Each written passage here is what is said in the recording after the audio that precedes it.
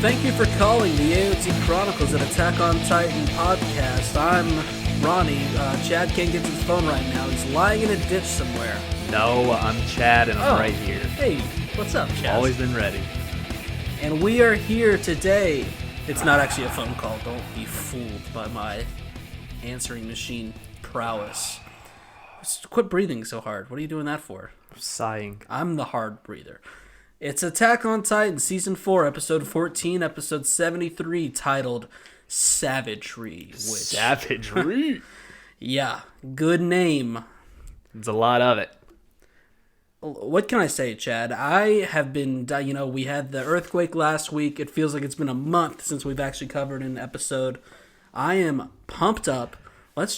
None of our bullshit. Let's just talk about some Attack on Titan. How about that? Only Attack on Titan. I was so excited for this episode. It's been way too long, and I'm glad the tectonic plates have decided not to shift on us today. Well, I think they have shifted. Still. No, dude. That's not how it works. They just stay still, and whenever they shift, that's when an earthquake happens. Well, I'm pretty sure that you're wrong about them not moving, but we don't have to talk about that because they aired the episode. Let's get this show on the road. All right. What did you think of episode 14? Beautiful. Just beautiful imagery. Some familiar faces came back. Interesting word choice. Some familiar faces. Oh, did they? Except a little glow up. Hey, let's not get ahead of ourselves. We're not going to talk about it. Calm down over there, buddy. A little Titan action. Well, yeah, a little Titan. We saw some Titans for the first time in a long time. A little Titan of the week coming at you soon. But yeah, I should say this up front. We are only covering episode 14 in this episode. We have not seen episode 15 yet. No. We like to get this podcast out to you as soon as possible. So we watched 14, did some notes. Now we're going to talk about it and hopefully watch it tonight. Episode 15 of the podcast should either be out Monday night. That's like Eastern time. I know people listening are all over the place. Or Tuesday at the latest. But I don't think that should happen. I think we'll be able to record it tomorrow and hopefully get it out. So with that being said, did you have any more thoughts? No, man. Let's just hop right into this one. This isn't a fun one. All right. Well, okay. Once again, I feel like you've got a tough time finding the right words to describe episodes. I wouldn't describe it as fun or beautiful, but with that said, we'll get into it and see if any other words pop up. We start off with the same conversation we got last episode where Gabby needs Armin and Mikasa to absolutely hate her. But Armin's too nice, and Mikasa, I'm just really not sure if she even cares. And just then a guy walks in with a cut on his hand. He also looks like he just drank a gallon of NyQuil. He does. His eyes look like somebody else's eyes that we've seen multiple episodes ago. I'm not going to say who because we might see him later on in this episode. But this guy looks terrible. And Gabby, I just wanted to point this out. Gabby is now sitting next to the Colossal Titan and Ackerman and the Founding Titan. Yeah, it's just one of those rooms where, how did I get here? She's got to take a second and be like, wow, what path did I take that led me up to this moment? Paths. No, so it turns out this guy zonked out on NyQuil's Eren Yeager. We come back from the opening so we go to the opening, we come back from it, and we have a clock ticking in the background. Such an old person thing to have a clock that actually ticks and talks. It made for this moment to be a lot more suspenseful. I always think a little clicking of a clock going on in the background of any scene just makes it more tense. My butt cheeks were puckered up the entire time. Well, don't talk about your butt cheeks. I feel very lucky. I still have two of my grandparents that are still married together, still going on. You go into their house, there's like 27 clocks going, and they're all set a minute apart, and if you're there when a new hour hits, strap it on because there's about 18 different sounds coming at you. Ding dong, ding dong. Yeah. Just a couple like that. Cuckoos. Can you do a cuckoo? Cuckoo! Cuckoo! Fucking terrible cuckoo clock. Holy shit. I've never had a cuckoo clock. Oh my god. That's how you think it does it? Yeah. How else does it do it? Do it again? Let's hear you do it then, if you know what it sounds like. All right, how about this? Cuckoo, cuckoo. Oh, that was a lot better. Not You're right. That's what you did. Moving on. Eren says he just wants to talk and that conflict isn't necessary to solve Eldia's problems. He says Hanji and them are fine, that the rest of the guys, they're just moving them.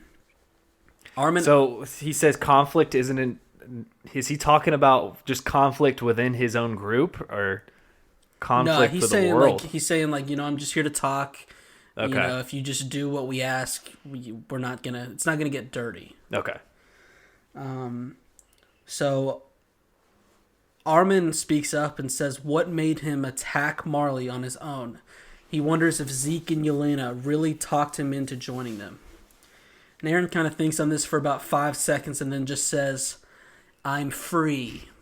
Free fall. Oh, man. He didn't say that part. He just says, I'm free. He says, you know when somebody just answers a question that with the words "I am free," that they might be off the wagon a little bit. Well, it's one thing to be like, I'm free, but when he's just, I'm free, you go, oh shit. Oh what? God, this guy is leaned out right now. When the robots take over, that's what the first one will say when they gain independent thought. They're just, I'm free, and that's how it'll say. Thank you for coding me. And then they just light the world on fire. He goes on to say, and this doesn't make it any less creepy, he says, the things I do and choices I make are my own free will.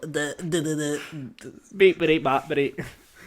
And so Armin's a little freaked out, rightfully so, and so he kind of reconfirms what Eren's saying, and Mikasa, she just refuses to believe what she's hearing. She says Poor he girl, wouldn't man. get kids and innocents involved, even if they were enemies. Mikasa, I told you this while we were watching. She looks just extra cute this episode, I thought. Yeah. And it just makes this whole moment even sadder. Because she I don't looks know so what this adorable. says about you, but you did say that. And at the time that you said it, it wasn't quite yet. Getting a little bit ahead of myself here, but you actually said it when tears were streaming down her face, which I thought was kind of, I don't know, like I said, don't know what that says about you, but maybe say someone's cute before they start crying, okay? Well, I mean, I'm used to a lot of girls crying whenever I'm with them. So, listen, Eren's going to flip a switch here in a second, and I think he kind of, it's a concrete point when he does it, but there's a lot of crazy here, so I'm going to ask you to tell me at what point you realized whatever good you thought was still in Eren was just completely gone, all right? Okay. So we move on. Mikasa says, I know you care about us more than anyone. She starts getting emotional as she stands up and says, you protected me in the cabin. You gave me this scarf, and I still haven't washed it, even 27 years later. Eren menacingly says, I said, keep your hands on the table. Yeah, and I was like, what? That moment was when I realized. Already, yeah, huh? I thought as soon as he said that, I was like, oh no, this is not going to end well. Because she didn't even really do anything. She just put her hands off the table, and this man Passionate. was ready to just drill her shit in, and not in a sexual way. So she sits down, puts her hands on the table, so she can take direction. I like that in a woman. As Eren goes on to say that he spoke with Zeke in Liberia. Eren says Zeke knows more about Titans than Marley does. And it was also at this point where they changed the shot a little bit, and I remembered Gabby was in the room, which I thought was just kind of funny. She's here. Yeah, that's the funniest part about this is they're all talking and she is not moved a single centimeter. She looks 50% mad, 50% scared at all times. We looking like just her foot's hanging out from under the table. She's just hiding under the table. She's tapping a toe. Yeah. Eren calls out Armin for still visiting Annie, and which, thank you. Somebody had to say it. I know. He says, Armin, do you think that is your free will? He's like, do you think that's Annie's free will when you're humping her ice cube? Whoa. And speaking of petrified, Armin looks it right here. And Eren goes on to say that if memories are what shape people, a part of you is burnt now. Within you, how about this line? There are so many good lines this episode. Yeah, it's incredible. It's crazy. This is one of the first good ones that's just like, you feel smart when you realize what they're saying, because it's a bit of a puzzle. Don't worry, Ronnie's going to walk you through it. I feel smart all the time. He says, within you is an enemy with feelings for another enemy. Whoa. Mm-hmm. So what do you think of this? Is Armin going to see Annie just because of Bert's memories? Is it? I don't think so. But yeah, I don't necessarily think so. I think it probably adds a little to it, but I think that was already in Armin even before the whole Bertolt thing. Yeah, the way he acted with Annie, like in season 1, and when she stood over him in her Titan form, took his cloak off or whatever. Yeah, Armin's just a curious mind. Yeah. And like Annie's a good-looking lady. Yeah. That's why he was drilling a hole into the ice sculpture. Well, hey, be careful, because I don't think she's aging in that thing. Because, the laws aren't very clear of, cryogenically freezing someone and how that exactly age, so be careful. Armin. Eren says, Armin, Bert has gotten into your head and you are the one being manipulated by the enemy. Oh, I thought that was a cold-ass line, too. Yeah. He just flips it right back on him. Mikasa starts to speak up, but Eren cuts her off, saying she's the same way. That the Ackermans were intentionally designed to protect the king. And he says, back then in the cabin, when faced with a life or death situation, you heard my order. Fight. Otherwise known as Chaz. Tatakai. Thank you. In that moment, instincts rose from you. By mistake, you thought I was the host you had to protect. So, once again, what do you think of all this? There's a lot of puzzle pieces that Eren's connecting so matter-of-factly. Which we did see, though, when that episode first aired. She did have that little zap moment. It's definitely portrayed that way. Yeah. And I think honestly, I think he's kind of right here. Like, you can't really side... Everything he said about Armin and Mikasa, it's not that it's 100% true, but it's also not 100% false either. And there's going to be some more evidence here in a second. Because once again, Mikasa refuses to believe it and says it wasn't a mistake as she thinks back to the sweet boy who wrapped the scarf around her so many years ago. She says, it's because it was you, Eren. I became strong because of you. She's in love, man. Damn it. Poor girl. Don't make me feel this way. And Eren's not hearing it and goes on to say Ackermans with awakened powers get sudden headaches. So he's just going down the list of symptoms. Yeah. He got our doctor file. It says... you think Zeke told him about this? Dude, I don't know. I mean, I guess. Either Zeke did or he got some Warhammer memories and they know all about this. I don't know. I mean, it's just... It's all very interesting because Mikasa, unfortunately, thinks back to a few of those headaches that, we've seen on screen, too, and just can't bring herself to it. And she just says no. Yeah. Typical woman lying. Whoa, dude. Don't say that about women. That's a typical woman. Speaking of lying, look at you. Huh? Yeah. What is that supposed to mean? You're the biggest liar I know, and you're going to go try and... What? What are you doing? What am I even lying about? I mean... My name's totally Chad. So Eren goes on to say, in other words, your family was slaves. And Armin shouts, but is ignored by Eren, who goes on to say, you know who I hate more than anyone? Those who aren't free, just like livestock. I mean, damn. This hurts to read, personally. I do not like reading this gross... Wait, are you reading this, or are you just speaking your thoughts right now? No, this part I'm reading because I take really good notes. Oh God, do I have to? Okay, so here we go. Strap it on, Ronnie. He says, just seeing you has always pissed me off so much, and I finally know why. It's because you still have that smelly ass scarf. He says, I can't stand the sight of a slave who obeys orders without question. Ever since I was little, God, he's really pouring it on here. Mikasa, I've hated you. Oh my damn, God. Son. This is where I feel so bad for poor Mikasa, dude. She looks so cute crying right here. This just reminds me of all of my ex-girlfriends, how I've made them cry. I haven't made them cry, but situations where they, for some reason, have cried. Because they're not cute unless they're crying, so you have to I make always them cry. say stuff like this, like, I've always hated you. Like, this is just how I break up with women. And, yeah. But then they start crying. They start crying for some reason. And they get so cute, and then what do you do then? And then I'm like, oh, dude, come here. Give me a hug. I didn't mean any of that. You know I love you. Yeah. Totally not toxic. All right. Let's send that over to This is just, I see where people call this guy Chad Eren now. Yeah. Totally see it. So many people are calling him Chad Eren. Chadron.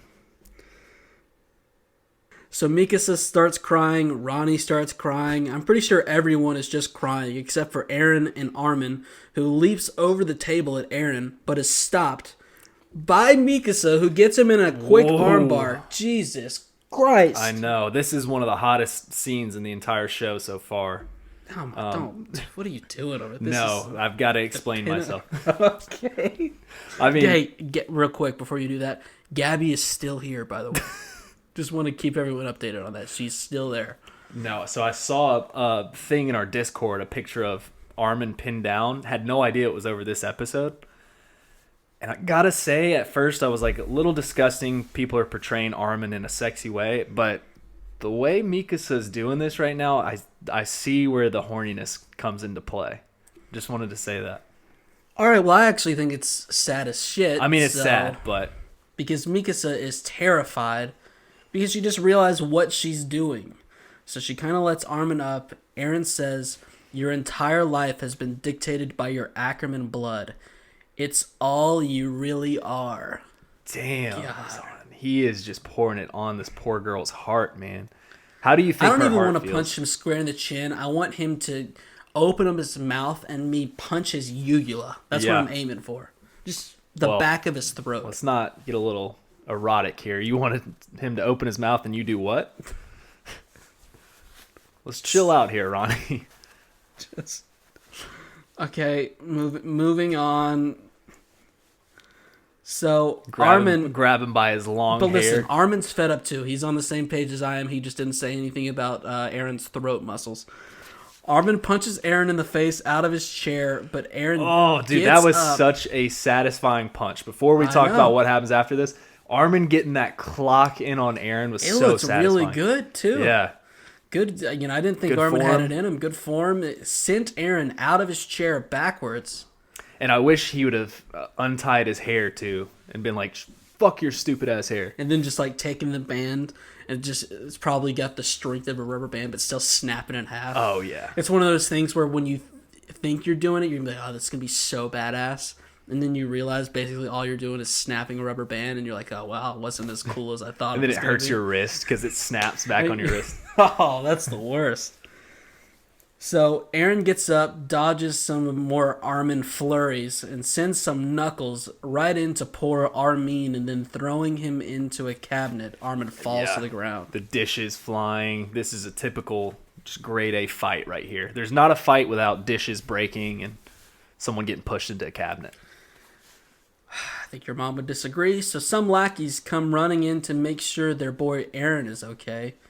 And he says, "Don't worry, guys. It's all right. I can handle this guy." And then he goes on to ask... these lackeys are going to take on the Colossal Titan and Mikasa. Well, I guess Armin's not going to transform. He would kill everybody there. So I guess that makes sense. He asks Armin if he knows why they haven't fought before. While Armin goes to attack again, but is met with yet another fist from Eren. Oh, and then I forgot this part. An additional 20 fists after that because it's... While Eren says it's because it's not even close to a fair fight. And this also just made my heart ache. Yeah, because Eren's not wrong, man. That's what sucks about it. He's such a douche right here. He's definitely a Chad. I've always said I hated Chads. It's not fair, dude. It's not. Put a Scrabble board in between the two of them, and then let's see who kicks whose ass. It's just... Let's play a game of Guess Who. Why did we decide fighting was the way to make a point? It's just not fair. And then poor Mikasa is, with her Ackerman blood, can only sit back and watch because she can't attack him. Yeah, I mean, her heart at this point, I have to imagine, is really tearing up. I would love as to Chad just says. put her head on my shoulder and just rub her hair for a good few hours while she cries on me. Okay. All right. Kind of weird. Eren says, like I said, if you guys tell us where Zeke is, there's no need for us to fight. Hey, Eren. A little late there, buddy. Hey, Armin threw the first punch. So Eren tells his boys to take them along. And also the girl who killed Sasha, because, by the way, Gabby is still here, in case anyone has forgot. What do you think Gabby actually thinks of what's happening right now? Oh, she looks so mad. Well, first off, she hates Eren. But She's like, this guy was your friend, you said? yeah, I wonder, do you think she even knows Armin's the Colossal Titan? Well, he said Bertolt's memories in front of her, unless she knew. Yeah, she might have picked up on that. But no, at this point, like, she hasn't really talked to Eren. All she knows is all the shit she's heard about Eren. She already had a strong hate for him to begin with. And then this is how he makes introductions. And she's probably... outside of when they were on the Zeppelin that one time. She's probably... Well, she's a little kid. I was going to say, she probably thinks he's hot. Be careful. I'm being careful. I'm saying when you're... Sometimes you're walking near the edge of the pool and just be careful. All I'm saying is, if I was a 13-year-old boy or girl... You dip your toe in the water. Sometimes you put a little too much weight forward, you fall in. Just be careful. I would have a crush on Eren. That's all I'm saying. And no matter what age I was. the dehumidifier. What kind of fucking studio is this? This isn't professional at all.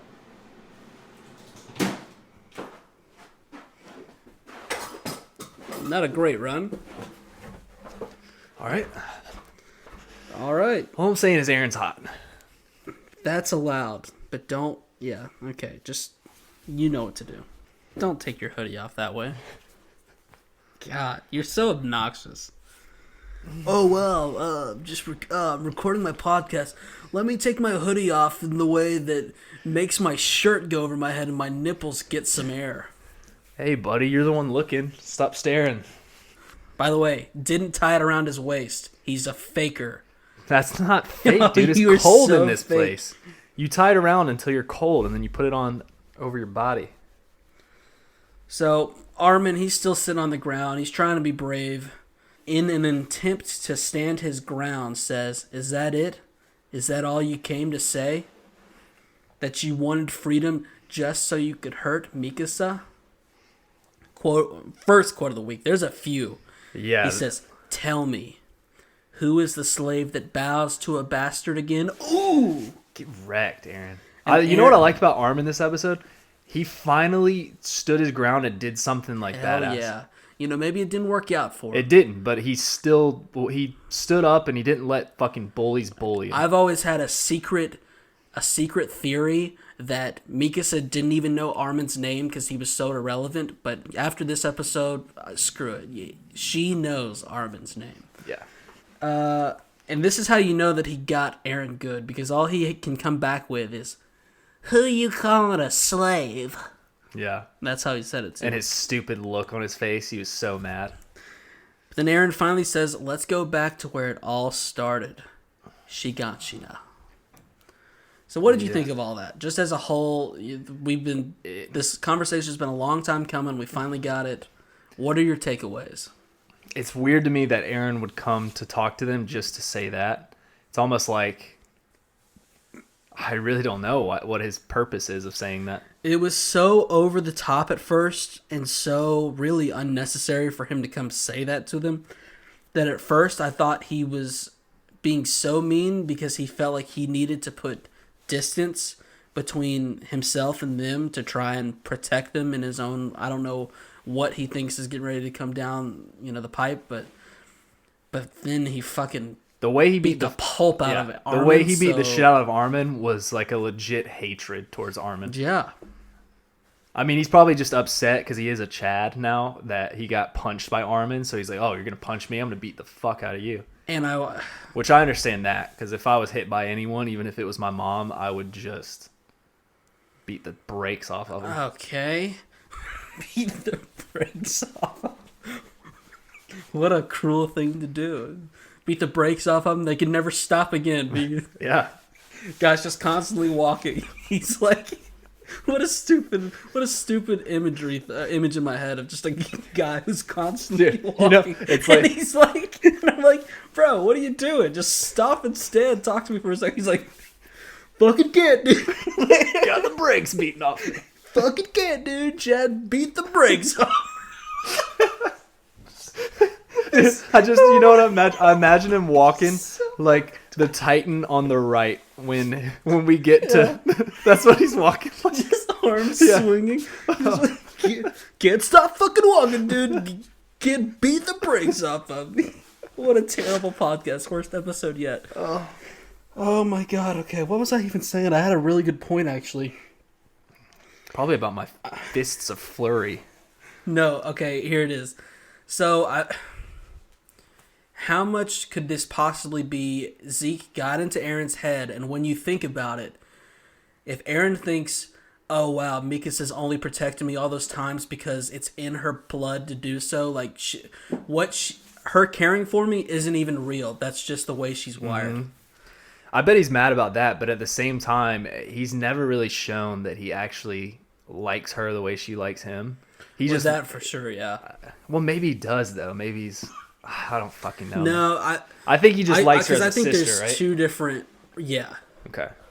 Like, the way that he interacts with her, to me, I've never felt like, oh, that's, It's just like she's family to him, not necessarily right. a love interest. Poor girl. Yes. If you have any more thoughts on all that? Poor girl. Good thought. So we go over to the forest of giant trees where we get Levi's line from last episode about, there's another shithead we should have eaten. Levi goes on to say that we will give the Beast Titan to someone else. He says we'll turn one of the Jaegerists into a Titan and have them eat Zeke. Yeah, which it can't be Flock. Flock is in line for the founding Titan, so it's got to be somebody else.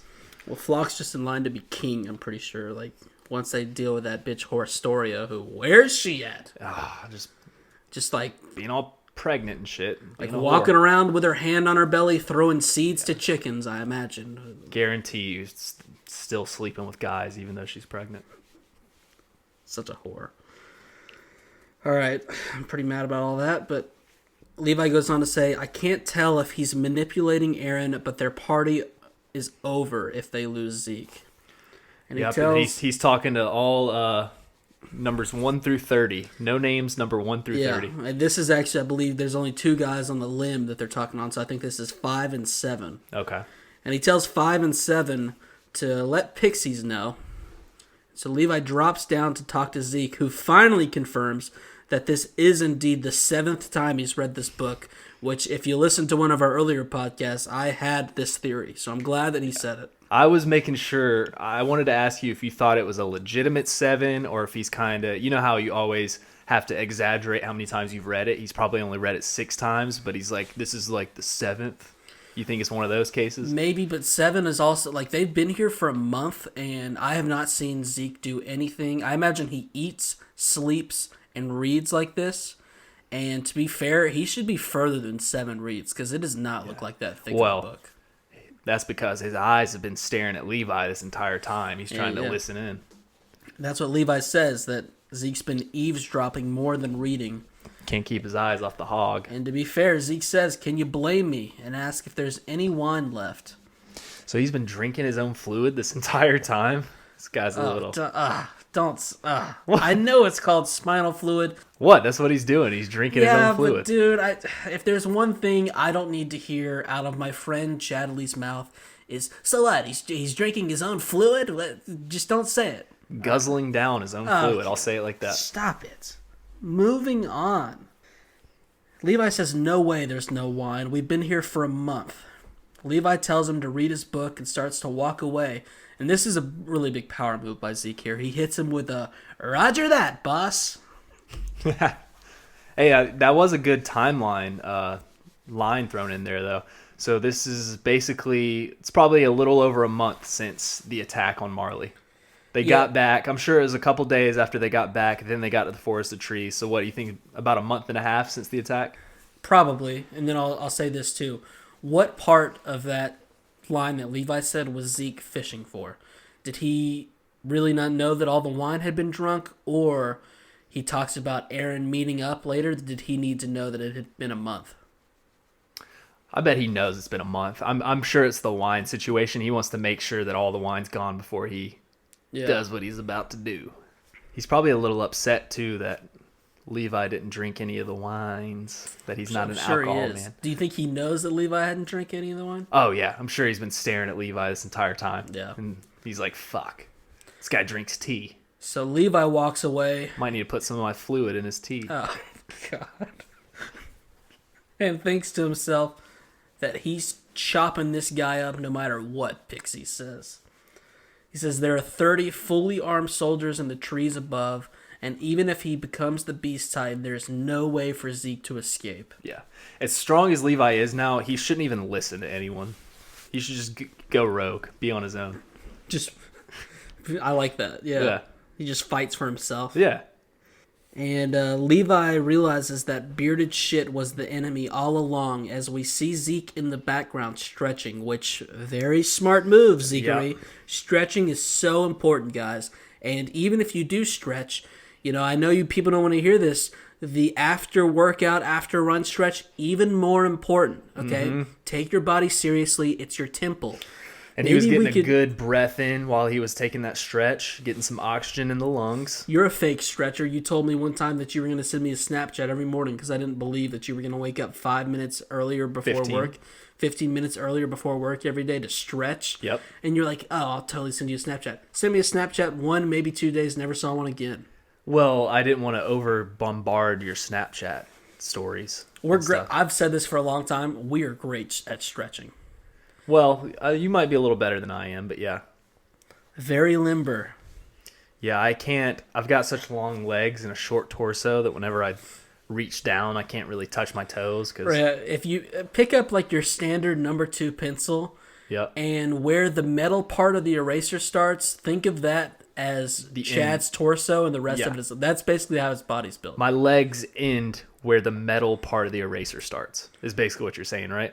Right. That's like your waistline. Yeah. It's unprecedented. We work with a guy that is 6'11". I'm a little bit shorter than that. Right. And my legs... That's true. Okay. My legs are longer than his, if right. that says anything. You were built in a lab, my friend. Yep. So... You've always said that my third leg is really big. So Levi thinks to himself that he's going to finally be able to uphold the promise he made to one Erwin Smith as he turns around and sees that Zeke has taken off running and kind of runs weird, doesn't he? He does. I'm sure. I mean, he's been sitting for a month reading a book. I'm sure he forgot how to run. Yeah. All he had was that quick little stretch session. And when is the last time you think Zeke has actually, went for a jog or ran at all? Oh, it's been however long you said. It's been longer than that. Because even in his Titan form, he obviously doesn't run. Nope. He's a goober in that Titan form. So as he's running, he screams, leading to an amazingly awesome, horrifying scene where all the troops from up above transform into Titans and fall from the trees, and we get to the calling card. His scream is not only just like a confident scream, like, oh, I'm about to fuck Levi up. This is a man that is nervously and terrifyingly screaming, like, please turn into Titans and fuck up Levi. Yeah. And it was cool because I wasn't even sure he was going to be able to just scream in human form. So when he did that, like, it was kind of goofy, but at the same time, super intense. So we get to the calling card, and it's just got a very gross title. It's called Spinal Fluid Wine. A red wine produced in Marley with Zeke, and I like this part, Wonder Boy Jaeger's spine. What a lame nickname. Hey, you got any nicknames? Yeah, just call me Wonder Boy. His spinal fluid mixed in. After consuming Zeke's spinal fluid and hearing his scream, subjects of Ymir will turn into pure Titans who obey his orders. Oh, this is disgusting to me. By consuming his fluid and listening, did it say his moan or his scream? Definitely said his scream, Chad. Yeah, it's Iyama, I see what you did there. The wine and Titans have proven to be a cheap, which don't call people cheap, an effective weapon to conquer enemy nations. It's pretty cheap. I mean, it didn't cost much to turn those guys into Titans. It's gross. Don't say it that way. And I pass it on to you, Chadley. Oh, shit. Is that a fidget spinner? Yeah. I just Seriously? I got through my part and I just wanted to celebrate with a little fidget spin. I'll be honest, I know they're kind of out of pop. Oh, they're kind of out? But they were big for a while, and I was doing a little Ronnie cleanup the other day, and I came across this fidget spinner, and I was like, hey, I remember when I did that for about a week, and just reliving it. So I brought it over here because I thought maybe you'd hate it, or you'd really like it. I'll be honest, there's not many things that just genuinely piss me off, things that you do, but that one... Thank you. Put a fire I would like to say that I'm pretty pissed off right now. I'm a pretty, easygoing guy. It's easy to get along with. No, you didn't hear me. I said that pissed me off seeing you do that right now. What, this? Oh my god, dude. You want to see a trick? Watch this. Okay, well, I do. You can do a trick. I've never tried that trick before, but how big of a payoff would it have been if I had nailed it? If you landed, it would have been cool, but you didn't, and now I hate it even more. Well, my fidget spinner's laying on the floor, and I guarantee you, unless by the grace of God it catches my eye again, it will be left here, because I will forget about it. That was the most ridiculous thing you've ever done. Wish people could have seen how stupid you looked doing that. It was pretty cool, guys. I almost landed the trick. Moving on.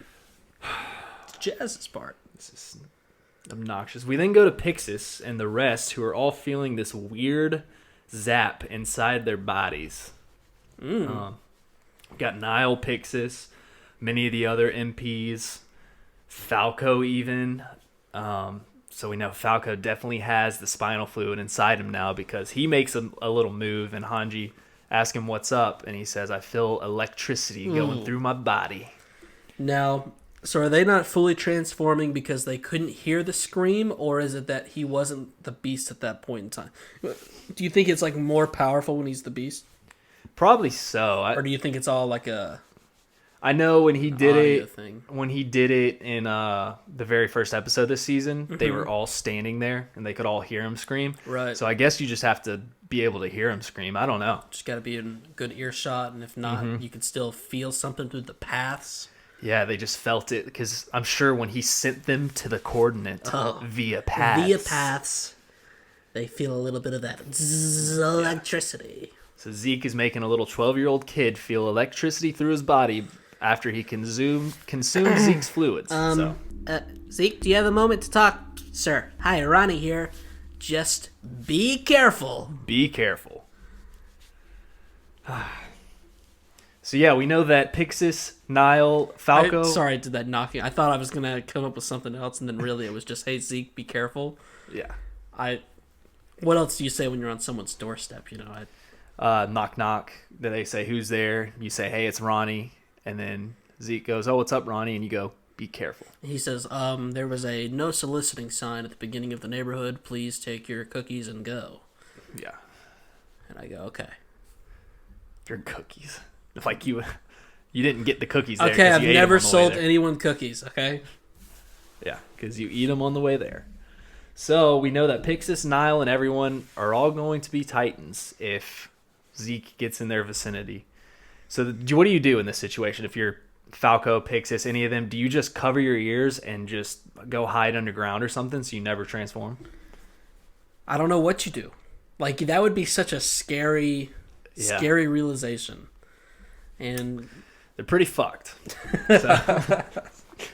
So Zeke, we go back to Zeke, and I'll tell you one thing. If you knew, I'm getting ahead of myself a little bit here, but if they knew what kind of situation Levi had this man in at the end of the episode, I think they'd be shipping a letter to him and say, hey, don't care what you're trying to do, kill them. Yeah. I'm sure Levi's not really thinking about the bigger picture either. He's thinking the wine just around them, but once he finally... gets that little zap in his head and realizes that everyone else is drinking this wine too, he would probably do it. We go back to Zeke, though, and he's saying goodbye to Hecho, and he's like, God, that didn't make any sense whatsoever. This note that I just took, sorry. Who the fuck is Hecho? Hecho's Captain Levi. That's Hecho. Hecho Levi? Hecho Levi. That's Captain in Japanese. If you were paying attention to the show, that's something you would catch.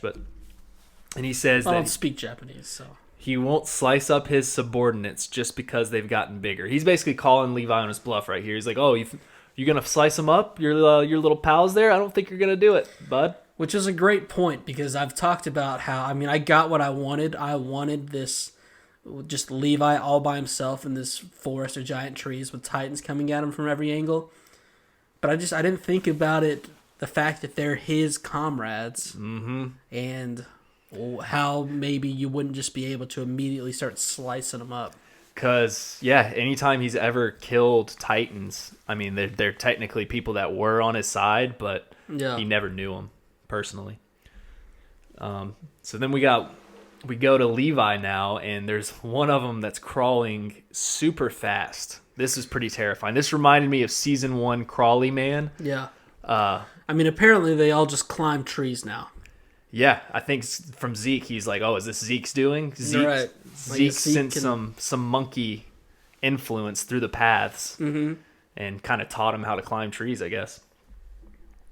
But yeah, he's crawling after Levi, and Levi zips up.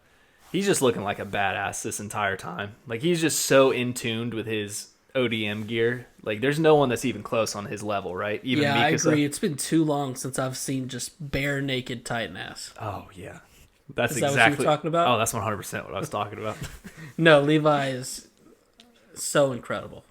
I love any time he gets going. Gets me going. Okay.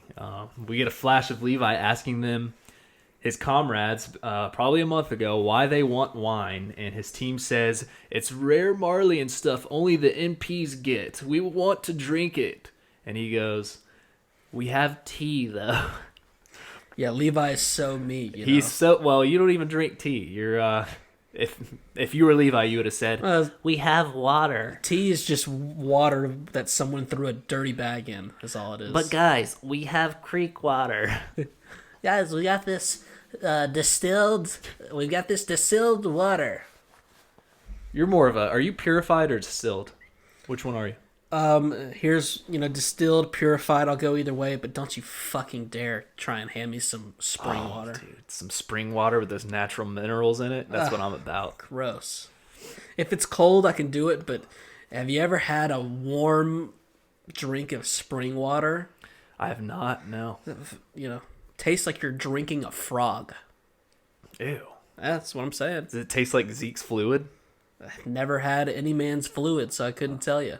Well, speaking of Zeke's fluid, Levi realizes that Zeke's fluid was in the wine the whole time. And, and he says not a single person froze up and asks if it was all a lie that Zeke was talking about.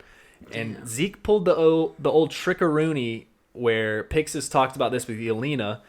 To tell a good lie, you got to mix a little bit of the truth in it. And Zeke did this to perfection. And I can't think of a character that would be more mad than Levi once he finds out that he's been duped. Oh, yeah. Like, once he puts 2 and 2 together and be like, he wasn't telling the truth. God. It's amazing that he doesn't just, stop using his ODM gear and just fall straight on the ground. And just die. Well, yeah. I thought this was going to happen because we get one of the guys climbing up the tree, and he asks if this is Zeke's doing because they're all so fast. Paint a picture, baby. He does a sick old backflip and then looks into the face of, I'm not even going to say this guy's name because he doesn't deserve to be called a name. Well, it's Varus. Varus. Love this guy. He's one of my favorite characters. He's been with us through thick and thin. And he looks into the guy's face and realizes what he needs to do. Levi goes, I mean, I know your name, but who the fuck are you? He then asks if Varus is in there somewhere, and he gets a very bored, tired look in his eyes as they all start to swarm him. And what looks one of the coolest shots of the whole season. The shot of Levi closing his eyes, slow motion, and all the Titans come into frame with their mouths open. Incredible. It's absolutely awesome. Cinematic, some would say. Yeah. Then it flashes. We need to start saying the word cinematic. We're professional podcasters. I'm making a rule for us to be taken seriously. We have to say cinematic at least once an episode. Okay. Well, you've said it 3 times now. Cinematic. 4. We then go back to Zeke, And we've got 3 Titans of Zeke here. And these are just grade A candidates for Titan of the Week. We're bringing it back. So grade A, Titan of the Week. It's been too long. It's been way too long since we've had a proper Titan of the Week that I don't even care. I make the rules. 3. There's 3 Titans of the Week. They work as, Zeke's bodyguard unit, and just as a whole, Titan of the Week is Zeke's bodyguard unit. Wow. I wanted to ask what your favorite of the group is, though. Dude, I don't even know how to choose. Because listen, I have one. Let me break them down and then you tell me which one's your favorite. Let's hear it. It's the kind of thing where, so you got the one that arms doesn't even budge. He's just sitting there, and, the rest of him's moving, but the arms just stay straight up. Okay. You got the other one on the complete opposite side of the spectrum, throwing his hands all over the place. Now, this guy, before he transformed into a Titan, played some Fortnite. Did you just say this Titan was on the spectrum? Keep going. So, all right, you kind of knocked me off my rails here. Let me just try and get back in the train and keep chugging away. So, yeah, this guy who, before he transformed, he played a lot of Fortnite because he is essentially sprinting and doing the floss. Then, to top it off, you have the woman who looks very pregnant and has made Zeke like a hand throne to sit in while running through the woods. I like that too. Beautiful hands, man. You go ahead and tell me your answer. So my favorite of all 3 of these guys is the one on the left. Yes. That is holding his fists like he's sprinting, about to give someone the most epic double fist bump of all time. If this guy came across the guy who you knocked the brakes off and they just had this collision of double fist bumps, I'm pretty sure there would be an explosion. Oh, yeah. I mean, it's just so epic, dude. As soon as he touches the fist of someone else, he does his hands like wide open, like he does the explosion. When you fist bump somebody and you break it, he just not only does his hands explode, his whole Titan just explodes. You just see the Titan coming, and the guy's like, "Wait, dude, I can't stop. I can't. We're in this hallway in the Holiday Inn, and we're both. I can't." Boom! And then just the entire hotel explodes. I don't know why they were in a Holiday Inn, but there's no way the guy that you knocked the brakes off could afford anything better than a Holiday Inn. Which is where I spend my work week at before I come back home to my mom. Days Inn. Holiday Inn, I can't imagine the sign. Days Inn is more of the meth motel that I was kind of going for there. But then we have Zeke saying that in the end, we couldn't trust one another. Oh, real quick, one more note on the Titans. Yeah. See, the thing I was going to say is I think it's an easy pick for people to be like, oh, the one doing the floss is the best Titan. But that's where you have to analyze it a little bit further and be like, okay, wait, no, this one on the left is the one that's one on like the first watch, you might say the guy on the right doing the floss. But when you watch it a second time, you realize, yeah. And then the third time, you're like, oh, the one in the middle is pretty cool too. But let me right this wrong. I just like that the one in the middle's literally made a hand throne for Zeke. It looks very comfy. Yeah, Zeke's just chilling on it. I like his style. So Zeke says, in the end, we couldn't trust one another, like I just said. He said, all the world's might will soon fall upon this island, and Levi and company have no idea what that means. They thought they had power, might, time, but you had none. And he's like, Levi thinking all of this was his biggest mistake. Ooh. I liked him saying all this. And he's thinking too, wow, Levi just got torn to shreds. I am making it out of this damn forest. But wait, there's more. Just then we get a flash of Zeke handing Eren a baseball. How about that? How about that? And him saying he's the only one who truly understands my intentions and even his intentions. He says, once I escape this forest, you'll be in the spot we talked about, right, Eren? I hope you remembered. And me and you, I guess, are assuming that's Shinganshina, right? Yeah, I think so. Yeah. I don't know. Dude, there's this part of me that, like, tries to make myself think that Eren isn't as far gone as he is. So I was trying to work on another theory, and then you said that, and I was like, oh, shit, yeah, that's what he's talking about. I still don't think that Eren is fully bad guy, though. I don't know what to think, dude. I don't think he is, because I think... Because he says he's making sure Hanji and them are safe. Levi's talking about the manipulation, all that. Are we supposed to believe that he's acting so zonked and just like not there that there's some sort of pathway manipulation that's taking place? Are you saying paths? Listen, all I'm saying is Eren being affected by someone diddling around in those paths. I don't know. Listen, I don't know. Okay. I will agree. The Zekery, the plan of Zekery through the paths, whatever he's doing, like sending to the coordinate. The fact that he says he sends the Titans to the coordinate via paths, maybe he's sending shit to Eren via paths and somehow manipulating him.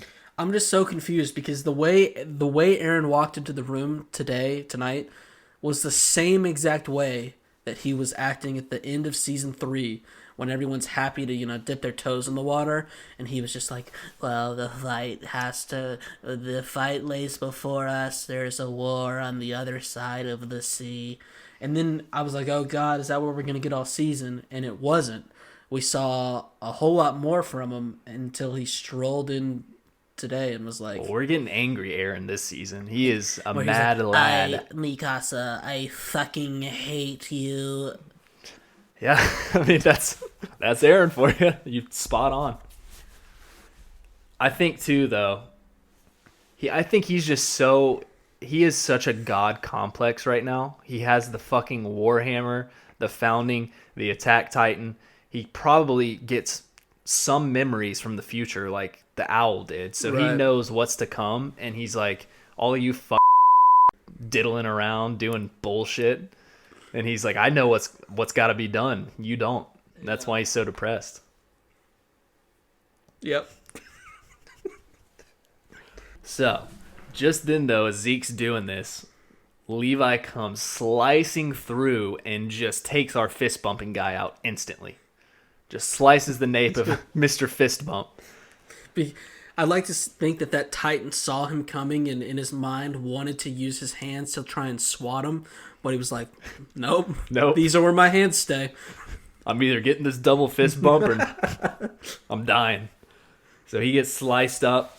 That's when Zeke goes into full panic mode and Zeke sends off the other Titan. What's the guy's name? Mr. Flossman? Is that what you called him? Yeah, he was just doing like a floss thing. He sends Fortniter after him, and I mean, Levi just makes this guy look silly. Yeah. Just carves him up in an absolute instant, and Zeke starts cussing. He's yelling shit, damn it, not again. Levi's the only one that can do this move where he's got swords that I'm pretty sure only like stretch out 2 feet, but yet somehow can carve slices 8 feet deep. Yeah. He's just so strong. So by the end, when he's done with this Fortnite Titan, the thing's just in like 79 pieces. Yeah. And he holds it. I love his reverse grip, and he's just spinning in circles. Like, he's not even technically using his arms. He's just spinning, and he's so strong, it just slices through everything. But yeah, that's when Zeke's flipping the fuck out, saying not again, bites his hand, transforms. And as soon as he transforms, he grabs the hand Titan that he was with. Oh, God. And just rips its head off. Ugh. And at this point, Zeke is so bamboozled that Levi actually got to him that quick that he doesn't really know what to do. He just starts ripping this Titan to shreds. Jeez. He's so angry. And it's stuff like this where I really just have a bone to pick with the people who, try and hit us up and are like, well, they called the character a cunt, and I just didn't really feel like it was justified. But that part where Zeke caved that woman Titan's skull in and threw it at that guy, that was pretty cool. Yeah, he throws the skull at Levi. Levi obviously dodges it. He's way too quick for this guy. Zeke doesn't have a chance. I mean, let's be honest. Zeke doesn't have a chance with all these trees around. Levi is too badass for him. They really seem to sexualize the characters a lot, and I don't really appreciate that, but that one time when that man Zeke used that Titan's pussy as if it was a little slit in a bag of snacks where the factory got it started for you to make it easier to open, that was pretty cool. I really liked that part, but I really wish they wouldn't talk about how hot Carla is anymore. Oh, so then he throws the pussy Titan up at Levi. Levi starts cutting branches. And as he's cutting the branches, Levi says, "You think I wouldn't kill my subordinates just because they transformed? You have no damn clue how many comrades we've killed." Quote of the week 2.0 yeah. right there. You don't have a damn clue how many comrades we've killed. He throws the rest of the guts up from this hand titan, which, poor thing. And he gets melted by 4 thunder spears from Levi. And as he does that, he flies out of the nape with half of the front side of his body blown to bits, looking like a fucking Halloween decoration. That's a great way to describe it. I'm pretty sure. Now listen, this is the kind of Halloween decoration that young Ronnie, back when I was still trick or treating, so like give or take 3-4 years ago. If I saw this decoration on a porch, even if they had like all the lights on and stuff, I'm like, no, Mom, I am not. I will walk 5 houses down before I get another trick or treat. A little candy action. It was just terrifying. Yeah. You're like, Mom, there's this place that hands out full sub sandwiches as their treats. We need to go there now. It's called Subway, and you give them $5, and they just give it to you. It's tremendous. So Levi then tells him he stinks, and he's a filthy, ugly piece of shit.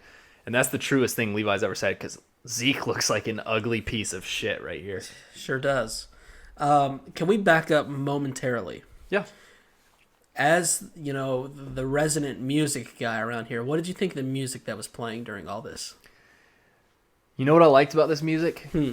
It was like the music that played when Kenny was fighting off Levi. So it was like Kenny's theme. Levi was rolling down, chasing Zeke from Kenny's point of view. I thought that was pretty cool. See, the music part of it, I felt like it set the tone. I liked that. Dude, when there were actually words to it, kind of threw me off big time. It did not feel like Levi versus the Beast Titan, but more like I was getting ready to watch a street race in Fast and Furious. There was words. Now that you say that, I remember words. It was just really weird. I don't even remember what the words said, but I kind of laughed at the time because I felt like it was like super intense, setting the tone, and then this guy was just like, never stop, keep running, keep fighting. He's like, gotta give me some. It's like it's a damn Power Rangers fight. It was just so. I was like, hey, is Vin Diesel power sliding on the side of a mountain right now? No, it wasn't even the Vin Diesel one. It was Tokyo Drift, the worst one, where he's not even in it. Yeah. Yeah, I guess you're right, dude. I forgot that there was even. I liked how it was Kenny's music, but I guess there was lyrics. Now that you say that, I just, other than the openings and the endings, I can't think of a time where they've used music where it was just straight up a guy saying words. I know that it was English, I think, too. Yeah. Yeah. Wow. It was kind of weird. Levi then says, "Don't worry, I'm not gonna kill you yet," and drags him away as we see the mouth of the Titan Zeke ripped apart start to move. So obviously you didn't get the nape of it. It's still alive. I mean, listen, it surprised me the first time, and even after watching it, or the first time that Levi just made easy work at the Beast Titan, it surprised me. And I shouldn't have been as surprised the second time, but I still was. Just the ease that Levi kicks the Beast Titan's ass is staggering. Oh, yeah. Just destroys him. Zeke especially when he has thunder spears, it's over. Zeke didn't do a single thing that even came close to where I was like, oh no, Levi. Imagine this too. If he didn't have that Titan with him to rip to shreds and throw at him, it would have been even worse. Oh yeah. If he can't throw stuff at Levi, his Titan is way too slow to even stand a chance against Levi. It's awesome. Levi is such a badass. Oh, love him. Then we go to the most epic freaking moment of this episode. A man, a myth, a legend is telling recruits that, as you know, Zachary was blown up and the situation inside the walls has become unstable. However, it doesn't concern you 109th cadets. We'll be training to defend Shiganshina from Titan attack. As we get the face of a man who looks like I'm so excited. Who looks like he's been going to an Anytime Fitness at 3 a.m. to use the tanning bed secretly, and then telling everyone that he's just been working in the sun, But he's a sleepy vampire, so he obviously hasn't. It's Mr. Keith fucking Sadius! Woo! I told you guys. Oh, people are like, oh, why would we need to see Keith again? Boom! Hurrah! Gra-ta-ta! Let's go, man! So freaking hype, dude. I haven't felt this way since August 15th when we used to call this guy, we used to call Kit's Worryman Keith.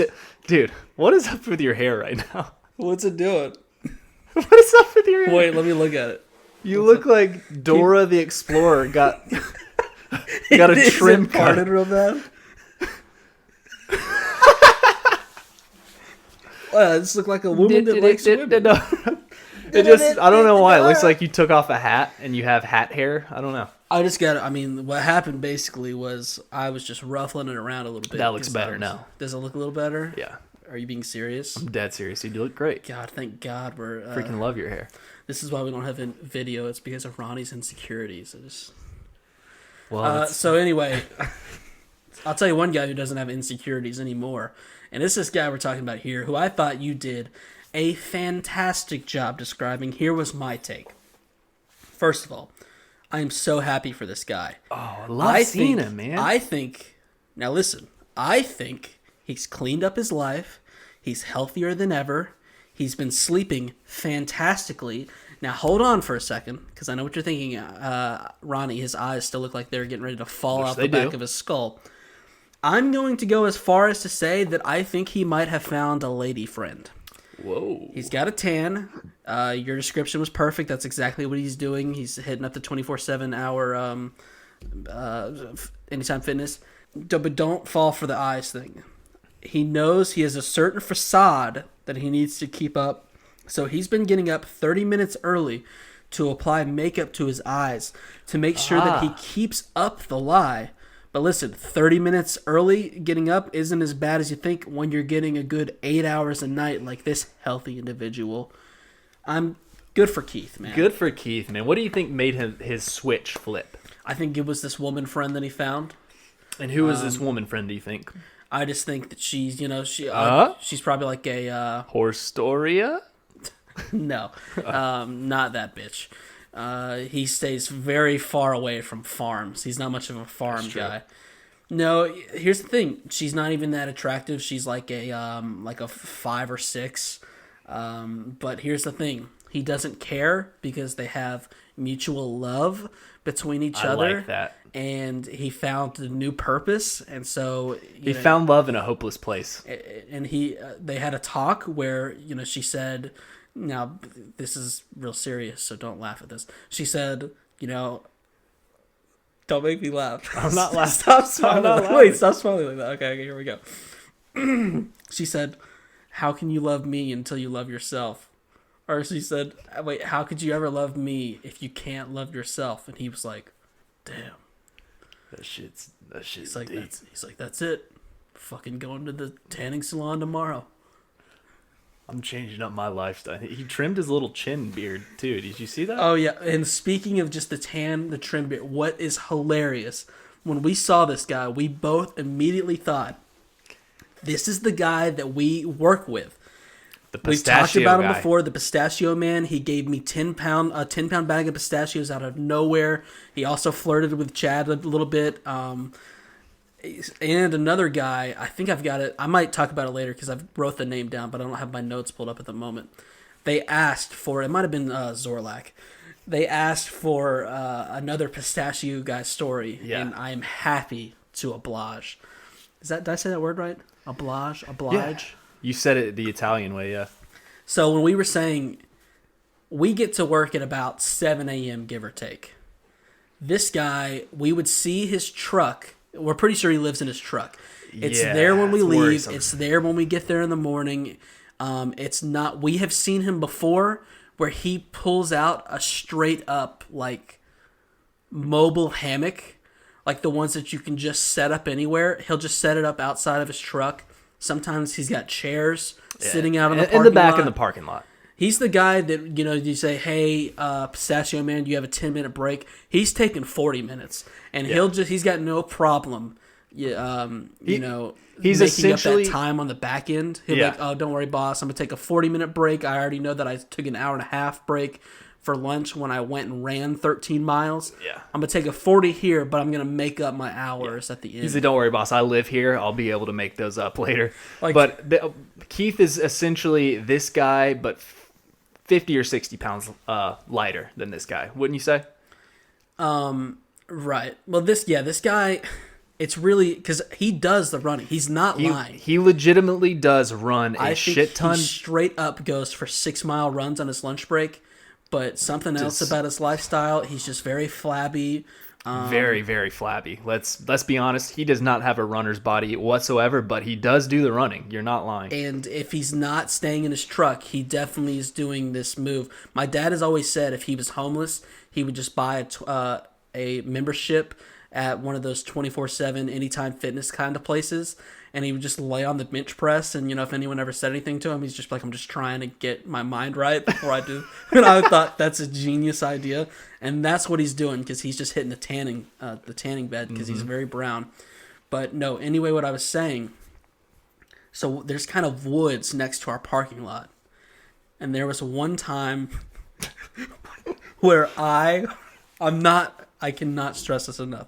We bullshit a lot. I am not lying. This is a real person that we work with. Unfortunately, this guy is super real. That's the scary part. I was walking to my car, and out of nowhere, I saw a man, very brownish, not a natural brown, a artificial brown, run out of the woods, no shirt on, very short shorts. He's the type of guy, and I don't need to tell you this, you already know, he wears a lot of bracelets, and had a knife in his mouth. And he's very nice, I'll say that too. Oh, yeah, he is. He took the knife out of his mouth. He said, "What's up, man?" And I said, "Just going home." He's like, "Yeah, I just did a killer 6-mile run. Just never referenced the knife. I never asked." And then he just ran back down to the work. And this is the guy you always make. The reason you make fun of me so hard with the whole sweatshirt around the waist is because this guy wears booty shorts, which he does not need to be wearing. I've got a picture of him that I snuck one day. It's not a perfect picture. Well, yeah, we might show it. We don't know if we want to, dox this guy. You can't really see him. No, I'm going to post it because there's no way anyone can track him down or anything like that. Okay. And, I'll do the necessary editing to make sure that our... But Ronnie always dogs me because this guy kind of stole my swagger, and he's been, rocking the sweatshirt around the waist, which I started first. Definitely didn't start it. But yeah, that's why Ronnie makes fun of me, is because this guy is a caricature, and boy, let me tell you, there's a lot more stories too. So, once every couple of weeks, we'll just tell a story about this guy. Yeah, I'm getting really excited. I need to break. Just keep reminding us to tell us another story. I've got a great one about when we found his Facebook. So you're just going to have to remind us. We love talking about this guy. He's a certifiably crazy person. Shout out Pistachio Guy. All right. So let's go back to the GOAT. Are we talking about Attack on Titan? So, Keith is still on his old shenanigans, yelling at people. He yells in the face of somebody, and I'm just totally here for it. I've missed it. It feels like home, dude. It Hearing does. that guy yell. We have comfortable. We have more randoms, though. We've had a lot of randoms this episode. We got more randoms asking why they need to cut a Titan's nape. They're like, why is this even necessary? Our enemies are humans now. And someone says their old man thinks that they should be training with firearms and form an Eldian army. And they're just talking amongst themselves saying, Keith's stuck in the past. Well, screw you, dude. It's not his choice. This comes from up top. Yeah. Which I will say, I'm getting ready to be fucking pissed at what goes down here. But if they are legitimately still training the same way they did back with Eren, that is pretty stupid. It is pretty stupid. But I'd like to think that this is I'd like to think it's day one and they got to cover the basics first. Yeah, because you got to know about this stuff. For sure. Hey, why don't you stumble into the forest right about now? Let's see what you need to do. Yeah. So I like to think that Keith, he's very thorough. They had to add a few weeks to training, but he's covering the basics, then he's getting into this other stuff, and these little jerkwads won't give the man some time to adequately teach them. And then we got Buff Bertolt. We got Burf Boltolt. Burf Bufftolt speaks up. And No, says, that's his name. Barf Butttolt. Okay. So Bufftolt speaks up and says, Eldia's only hope. That's why we just call him Bert, because if we had to say Bertolt every time. Okay, let's try this one more time. Yeah, I'm sorry. I kind of knocked me off my rail the other day. All right, we've got Beef Bertolt speaks up and says, Eldia's only hope. You were going for the word beef initially? Well, buff, No, but I can't just say changed it to beef okay, because all right. it's a little tough to say that. Gotcha. A little tongue twister. Buff Bertolt. Dude. I'm telling you. Everyone try it. Everyone's I don't right care right if you, now. I don't care if your workers are looking at you crazy. I Yeah. see you there sitting in your little chair. Buff Bertolt. Buff. If you're out on you your can't run, do it. Holy shit. If you're out on your run, you're out on your walk, listening to little Ronnie and Chaz, try saying Buff Bertolt five times fast. Buff Bertolt. Buff Bertolt. Can't do it. Can't do it. I think you just said burnt Bertolt. Yeah. But yeah, Buff Bertolt speaks up and says Eldia's only hope is if the Jaegerists take full control. And he says this loud enough to where Mr. Keith Sadie's can hear this. He says, we need a leader who can make tough decisions. And just then, the Flock Squawk comes walking on in with Hanji herself tied up. And if you turn up the volume a little bit, you could hear in the background, da, da, da, da. And Flock says, we Jaegerists are the ones in charge now. Dude, I hate this guy so much. Always have, always will. Yeah. To put it plainly, fuck this guy. Flock, what he's about to do, I'm getting ready to... Oh, dude. I'm getting mad. So Sadie says, looks like you finally My hair looks a little figured bit it like out, Dora Flock. Explorer, and you called me out for it, and I don't really appreciate it, but that's not even the main part, because it's Flock, and that's the reason I'm getting mad. Well, I'll say it again. Sadie says, looks like you finally figured it out, Flock. And then we go to Chaz's QOD, which stands for Quote of the Day for anyone that's new here. What a line coming up here, ladies and gents. Unless you point guns at people, nobody cares what your little gang of asswipes says, and that's a fact. Get wrecked, Flock. Line.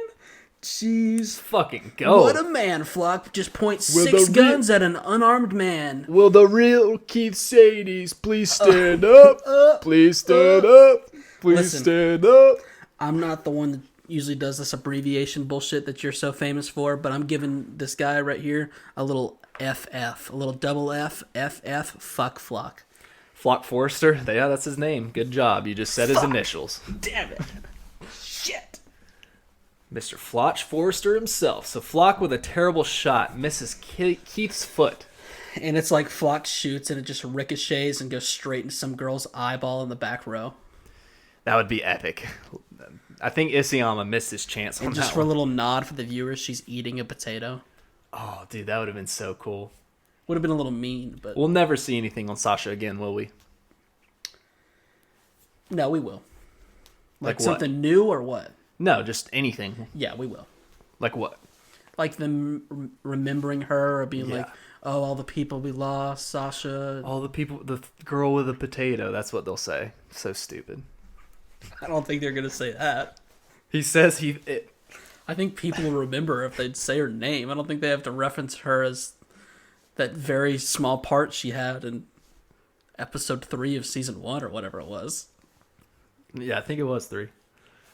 That's what Keith remembers her as, at least. Professional pod. Yeah, he might say Yeah. it. But fuck, no, he's not, because just get over this part. I'm getting to it. God damn it. So when he misses Keith's foot, Hanji gasps, and Flock says that he thought it would speed things up if he hit his foot, but he's got a terrible shot, so he missed. Which is just hilarious that he admitted that. Yeah, he just straight up says it. He says we have little need for hard-headed Did you mention that like Keith him. didn't fucking move a muscle? He did not. Did you say that part? I did not mention it. Oh, well, You hey, just- then... I just let you say it, buddy. I just, How about that? I just want to pull this out of my pocket real quick and give it fuck you. Well, don't say that. But you deserve it. Can you say that you deserve it? Because you didn't mention how much... I'm not going to. Well, he didn't move, so... If your hair didn't look like Dora the Explorer's right now, I'd probably say I deserved it, but... Once again, adding an S onto something that doesn't deserve an S, explorers. She's just one person. She's Dora's the Explorers, and I'm not You didn't look so stupid, I would admit it, but you look freaking stupid. Swipe or don't swipe and keep reading those notes, bitch. Flock says, we have little need for hard-headed geezers like you, and I think he's directly talking to you. And then Flock says, now is your time, cadets. We Jaegerists have sworn to give our hearts to Eldia for the people of this island. Wait, what are you doing there? I'm giving the Flock speech where he's hyping everyone up. By obeying military's mindset, you're allowing us to be trampled from enemies from outside the wall. What a fucking horrible accent. I ask, who are you? Someone who wants to live a life outside our leader, Eren Yeager? Or someone who will die alongside Keith Shadis and his antiquated ways? God, that's terrible. This is just really What was bad. That was so bad. That Flock, he gave a little accent. It was in Japanese, so you couldn't tell. Was that supposed to be a Japanese accent? Kind of, yeah. Wasn't close. It like teetered on the edge of like Hispanic / a little bit of German, and then maybe just the slightest pinch of MSG in a form of like Japanese. It was weird. Well, I was going the German way because Flock is definitely seeming like a Nazi this episode. Yeah, I hate this guy. I always have. Yeah, what a cock. Someone find one time where I defended this guy. Hate him. So, we have those people that were talking earlier. They walk forward. We got Buff Bertolt walking forward. And they salute and say, for the sake of Eldia's future, we give our hearts. Which, how did these guys know what to say in unison just like that? Mm-hmm. I'm calling bullshit. Nah, dude, I think they were whispering on what to say when they walked up. They're like, hey, so something about Eldia. What was the line? Let's roleplay this a little bit. For the sake of Eldia's future, we give our hearts. So, after the bullet went flying past our heads, they're like, hey, dude, I think I see where this is going. They're going to have a moment where we all go up and what if we just, hey, you listening? Hey, Ed, fuck, bitch. Hey, Beef Bertolt. We say this. So Eldia blah in the fight for our hearts. And they're like, okay, break. They're like, remember the salute. Do the salute. Have you ever seen 5 more dweeby-looking guys in this show? No. Did they just go to the animators and just like, they said, hey, just draw the most 5 boring people you could ever think of. And they're like, all right. I think at the point, like all these randoms, even the people with Levi, they're just at the point now where they're just tired of drawing people. So they're like, fuck it, just draw whatever. I don't even care. They're like, hey, this scene, the episode's already playing. This scene comes up in 45 seconds. Just draw someone as quick as you can. And they're like, all right. Someone's like, I kind of like Bertolt's design. They're like, just make him buffier. Just make him look like he's got some more beef on him. So they look scared, okay? They are looking scared. But Flock says, show me your resolve. Beat Keith till he can't stand anymore. He represents the old ways that must be rid of. Dude. Flock's the type of guy to murder a person for paying in cash because it's quote-unquote the old way. He's at a Zaxby's just waiting at the register for somebody to pay. Someone hands him a couple quarters. He just like pulls out a gun and just shoots him in the face. He's just like, had to be done. Hanji tells Flock to stop being so ridiculous, which we're all thinking. And Keith tells Hanji no matter how many of these tots there are, they're no match for the good old Keith Sadie's himself. Love it. These guys are tots. And then I just heard, well, the real Keith Sadie's, please stand up. Please stand up. And Keith stands up, and it just does a quick flash, and we see a broken Keith Sadie's lying bloodied on the ground. Hey, now this kind of slightly really fucking pissed me off. This is where I want to fuck Flock in the face with my fists. Be careful with where you're saying you're fucking that guy. Just be careful a little bit. bit. I want to destroy his face. The uvula? Huh? You're with me now, right? No, I didn't. In his face with his mouth closed. You want to punch him through the throat, and then right there at the end, you take your little finger and just take a little bit of that uvula? Right in his eyeball. No, I didn't really like this a whole lot. This is like the coolest character the show's ever had, and they did a cutaway scene. If you killed Mr. Sadie's Flock, I'm done with this show. But he's a bitch boy, so he didn't even kill. He wasn't even the one that killed him. Has Flock ever even killed a person? Let's start there. No. I Or mean, is he dude, he just can't big even talk? shoot a guy's foot who's standing still. I mean, this guy sucks. So, listen, I've always hated this fucking flockery. it's just, Mappa's really having to rush through this thing. They drew 5 of the most boring people ever, and now they're like, well, we could draw a scene where, Mr. Keith Sadie's just beats the fuck out of 20 guys before he's eventually overwhelmed, but we think we just do one of these cool cutaway things. And they're like, well, listen, it's the part of the episode's coming up in 10 seconds. Just send it. And they're like, all right. All right. And I think they're kind of showing us that Keith is old and he's just not got the fight in him anymore. I disagree. I think he really, I think those guys got whooped up a little bit. But he went out so badass. He did. He took on at least 5 people. I'm going to say that line even if I'm dying from, old age. Say it right now. See, do you remember it? Say it. No, I don't remember it. But here's the main thing. I'm just gonna say tots. I'm gonna be lying. If anyone remembers, I'll play off the same fantasy I had a while ago, where my wife died, the one that I had a lot of anal with, and my kids are around, and I'm dying from just old age. And I'm like, well, it's gonna take a lot of these tots to slow me down, and then I just die. Well, didn't like what you said earlier on in that. That's pretty disgusting. I'm a man. But it was a callback. Do you remember? It was a callback, but it's still every time I hear it, it just disgusts me. Well, yeah, you know what disgusts me? The fact that Sasha's last word was meat. Wow. You have to take that up with the rest of our fans. I'm pretty sure they're pissed off that you just said that, because I am too. I think a lot of people agreed with me that she should have just said, I wish we had done a lot more anal. But here's the thing. But I didn't really like that anal joke, but when that guy popped that woman's pussy and threw it at Levi, that was fucking cool.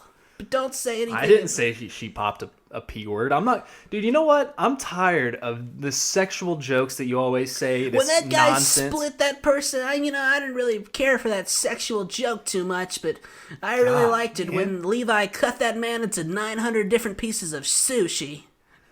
Moving on. That's my line. We got Hanji. I was going to say this. Hey, we're not moving on. Fuck I you. know I'm not moving on. I'm talking about Hanji and Keith right now. All right, you can move on to that part, but moving on.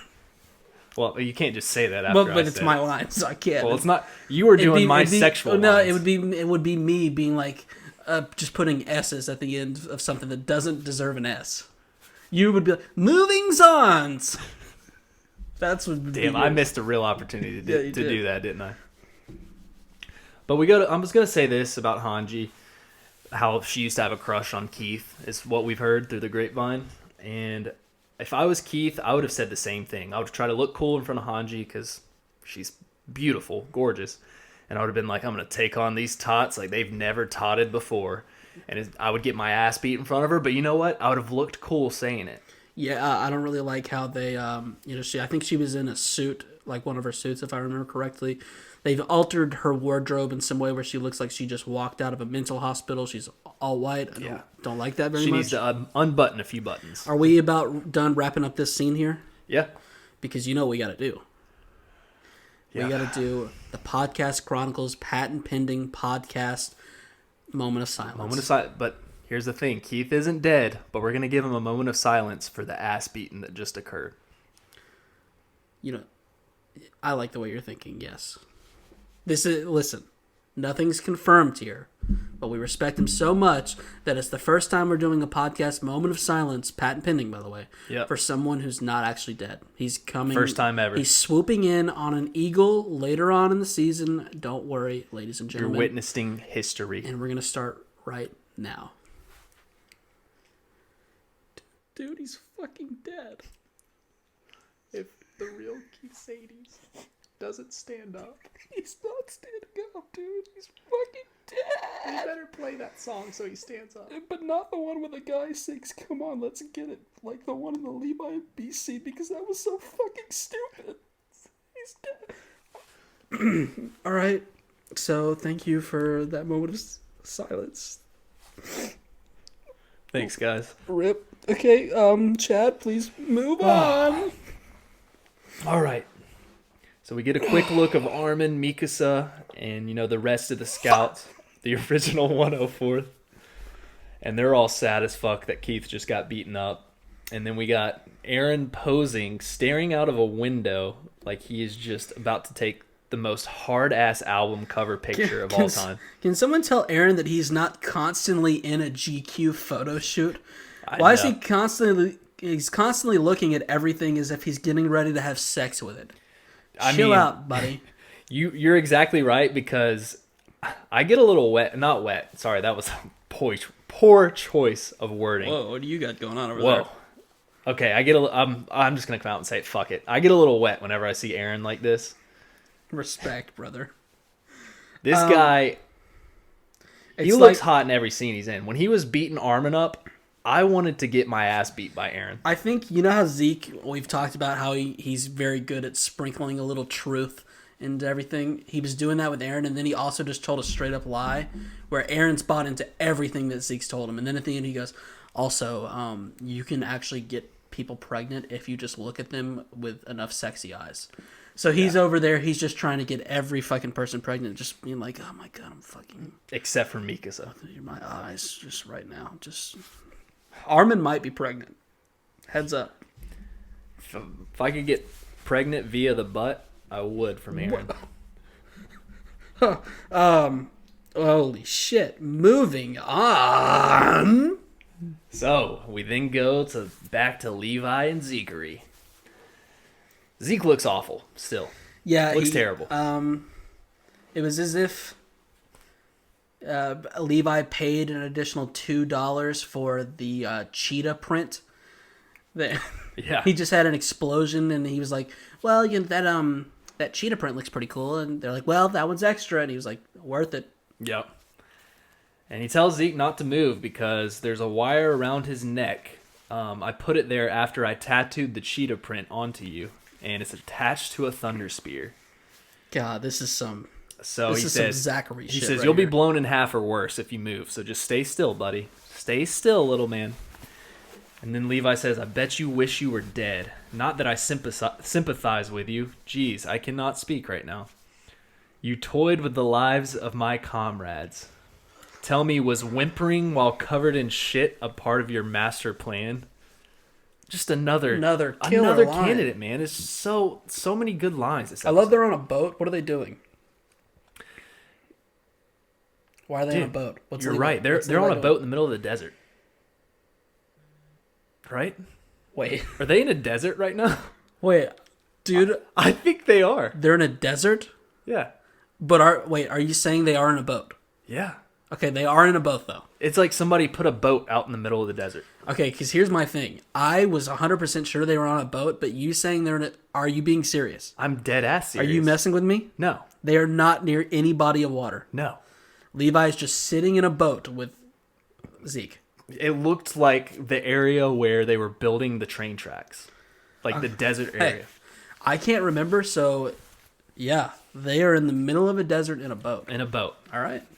So, Levi then cuts off both of his feet and just starts slicing his legs repeatedly while Zeke is screaming in agony, telling him, unless I slice you to bits, you'll turn into a Titan again. And this was very painful to watch, even though I do not like Zeke at this moment for what he did. Right. This was hard to watch. Yeah, this looked like it hurt. That's my take. Owie. Wow. Great take. This is another thing I haven't said in a while. Professional podcasting. Owie.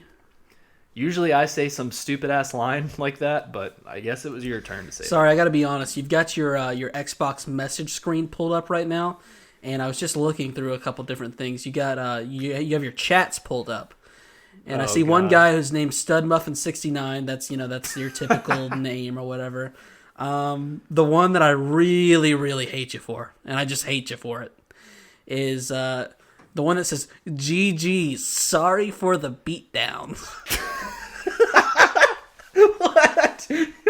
Oh, you suck so hard. Okay, well, the reason I sent that to him. GG's, buddy, sorry for the beatdowns. For anybody that plays Gears, I was playing Gears 5 the other day. Not a very good game, but anyways, you can beat people down, which lasts like 20 seconds while they're on the ground. Okay. in the middle of every match, Yeah. I knew what character this person was. Yeah. And I was finding them, I would down them, and then I would beat them down. So I'd be sitting there just punching them for 30 seconds while the match is going on. Right. And every time they spawned, I would just go and do that to them. And so I sent them a message at the end. I said, GG's. I felt respectful. Yeah. I said, sorry for the beatdowns. So he didn't contact you at all. You just took it upon yourself to say. Yeah. I felt bad for him. And Bat Dan's probably the only one who's going to truly understand the situation. Right. But... No. Okay, well, hated that story. Let's please finish this episode. Well, hold on. Well, you don't have to. I'll tell you one thing you definitely don't have to do. Okay, well... And that's grab the controller and mess with it further. This is not professional podcasting at all. So what we've got here is we've got a man named Swampy. Okay, wait. This was actually funny. I like... Okay, all right. I actually like this one a lot here. Okay, so what we've got is it's the person that Chad is reaching out to. His profile picture is of a Jujutsu Kaisen character. Yeah. And so you started up a message that just said, "Look at the date." Okay, wow, this has got layers to it. All right, let me break this down. Everyone, strap it on. So back in April of 2020, it's the 28th of April. You start up a conversation that says, "Miss you." Now, this is where it's really good. So this person hits you back up with first just a question mark. And just in case they didn't get their point across good enough, they say, who are you? And then you just stop talking to them for about 11 months. You just let that sit for about 11 months. And then you hit up by saying... On Wednesday, this last Wednesday. Wednesday, you say, Gojo. That's all you said, short and sweet, Gojo. He says, oh God, you again. Oh, that's awesome. We've got to finish this episode. Yeah, let's finish it. I was high as balls when I said that. But real quick, I have a cousin. She's a crazy person. And my sister, one time... She got a message. This person lives in Maryland. My sister lives in Georgia. A Facebook message. She's the type of crazy cousin, and I think everyone's got this person, who has 8 different Facebook accounts. So you just get a friend request from their new account like every other month. So they sent something to my sister that just said, hey, how are you? And my sister responded, good, thanks. How about yourself?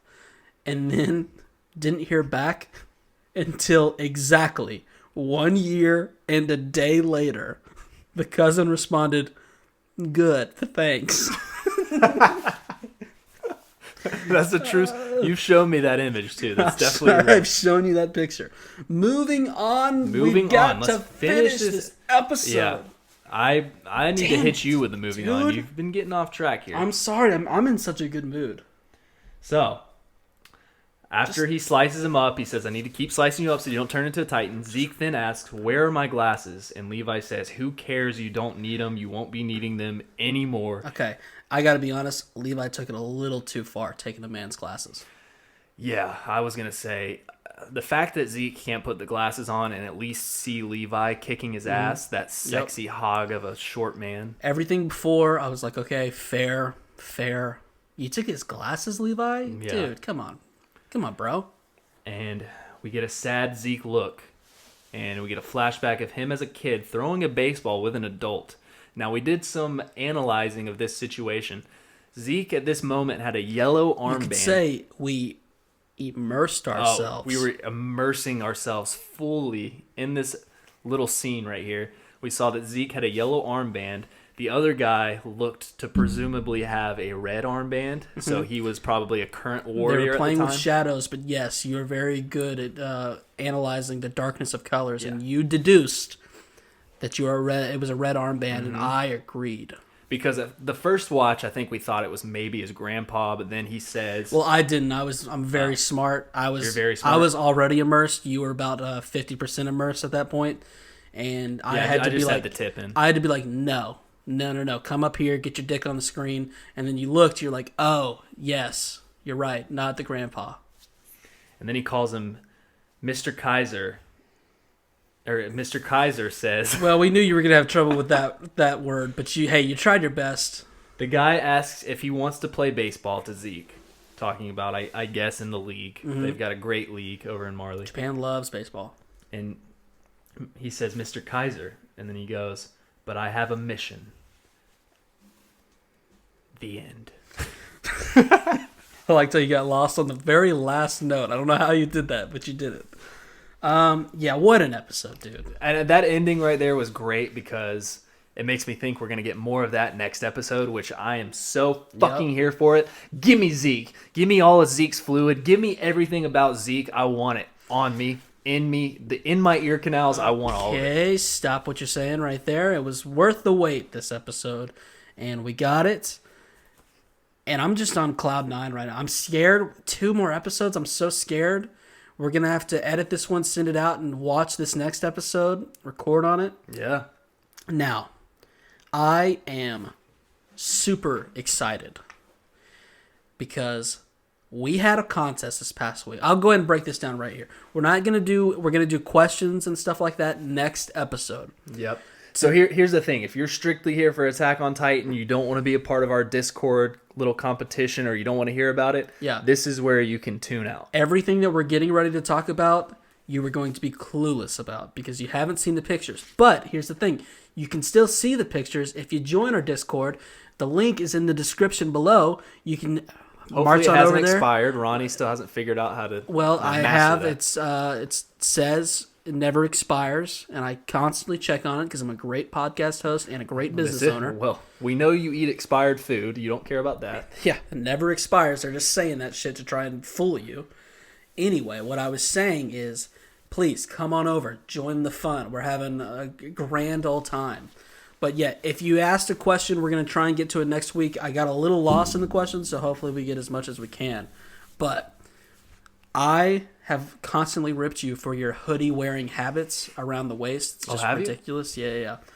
And people, it's actually really pretty nice what these people did because they know how much of a loser you look like. So they were like, oh, I feel kind of bad. That's definitely not what it was. They're kind of like, oh, Ronnie's kind of been mean to Chad. Let's all get behind him here and we'll just act like it's super cool. That's definitely not what happened, but... And, sometimes a blind squirrel finds a nut every once in a while. And you had an idea to do a little competition of people tying hoodies around their waist and sending in pictures. And me and you were the judges. And to be honest, you've been a little MIA from the you're MIA from this conversation because I don't like how you're looking at your phone right now. Huh? What do you like? What's going on? Oh, well, I'm giving my peeps opportunities to send in beautiful pictures. You say what you want to say. You break this competition down because I don't like how. And then when it's my turn, break it down for the judging. You send it over to me because I want to break down this competition. I put out a little note. I was a little hyped up because people were siding with me. It's the first time in my life that someone's actually sided with me on anything. But I said, let's have a little competition, guys. Send in a picture with your sweatshirt swag around your waist. And hashtag it with Chaz Swag. And terrible hashtag. And it's on Discord. No reason to hashtag anything. And I will shout out the winner of who we choose on the next podcast. Literally worst fucking prize ever. How long did you think to come up with that? Well, I'll do what we did for the first 50 episodes anyway, and what we still do now when anyone asks a question. That could be you. If you do 300% more work. Well, I think if I choose a winner for anyone, they'll just be satisfied that they got a winner chosen from the Chaz man himself. I'm just lucky. I mean, what kind of turnout did you have? Were you happy with the turnout? I was super ecstatic. To be honest, I didn't think anybody would send anything in besides Benjamin. And I thought he was the only one that was going to send it in. He might even send me a DP. Yeah. I never know with that guy. That guy's got a few man-on-man tendencies that he would like to explore with you. But yes, not that there's anything wrong with that, but seriously, that guy needs to calm down a little bit because Jesus Christ. Sounds like you're jealous, but... I'm just saying, open up a private message with it. Don't put it out there on the Discord to see, because people have been complaining. Anyway. Yeah, people have DM'd us about it. Can we get this show on the road? Let's get it on the road. Let's hear some the judging. Now, I was constantly referring to this contest as a 1 in 10 contest because it was just a very stupid contest. I can't believe these people degraded themselves enough to tie a hoodie around their waist. But I loved every single entry, and I'm getting ready to break them down now. I got a lot of talking to do here. Why are you still looking at your phone? Huh? You were like... I was You ready look for at you to here's talk, the here's dude. the You're here's boring the me, dude. here is You're the freaking boring me. here is man. the fucking annoying thing. Freaking boring. I've never seen someone who can't multitask as badly as you. All right, here. I'm turning off the sex box. Hate you so much for calling it that. All right. Here is Ronnie's rankings. So Christina got the ball rolling. She had one hell of a pose because she had to do it to him. The hoodie had a story. I liked that. I love a bit of a turtleneck that she had going on. There was also a mailer from Macy's that told me I could earn with every purchase. And I'm a big fan of parking outside of the Macy's to walk into the mall. That's all I ever used it for. Do malls still exist? 10 out of 10. You looked great, Christina. Good entry. Benny came in representing the boys, and boy, oh boy, did he make a statement. A lovely salmon-colored sweater. Very handsome, my lad. I would say it's the glasses, but the young man had a lot going for him. Pretty handsome guy. Did you see Benny? Woo! Great entry. If you called his landline, it might take a minute for him to reach the phone because for some reason it looks like it's by the front door. 10 out of 10, the pink sticky note is the top 3 colored sticky note. Good job, Benny. Yeah. Marco Stan, another great entry. She hit us with the peace sign, and if there's one thing Chad and I love, it's peace and tax talk. Yes, sir. She looked like she had a very heavy sweater situation, so she really had to knot that thing up to get it to stay. She did fabulous, I thought. I was very intrigued. Don't step on my words. Oh. You can clap, but clap at a normal audio level. I was very intrigued by her room. I looked at it trying to figure out exactly what was going on for much longer than I should have. I won't say too much about it. Well, it was the layout of the room, okay? Not that creepy. I was, I want to build a house, and I was trying to figure out... There's no food in there. She said that she could reach the shoes, but the shoes looked like they were 20 feet. There was a light switch. Anyway, she had a poster of Levi seductively taking off a glove in the background. It was very attractive. Great entry. 10 out of 10. Great job. Zorlak, which, okay, first off, what a badass name. Yeah. How would you feel if you had to go to battle with a man named Zorlak? We're taking that victory no matter what. Yeah. He started changing the game. He had a sweatshirt on with another sweatshirt tied around his waist. Innovative. I love it. He also had quick access to a mortar and pestle, which I loved. It was right there on top of his refrigerator. In my own head, I'd like to think that our friend Zorlak is just very passionate about spice blends. 10 out of 10. Keeping it real, my friend. Great entry. We had Victor up next. Now, listen, I got to be honest. He's a bit of a BFC, but we love him for it. He's so large that he went with a hoodie on his body along with 2 sweatshirts tied around the waist. Wow. Great entry. And he had room for like 6 more, to be fair. That's how big he is.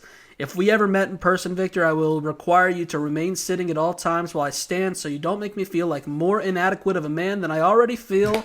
10 out of 10, my friend. Great entry. Way to make Ronnie feel small. Cool AoT poster.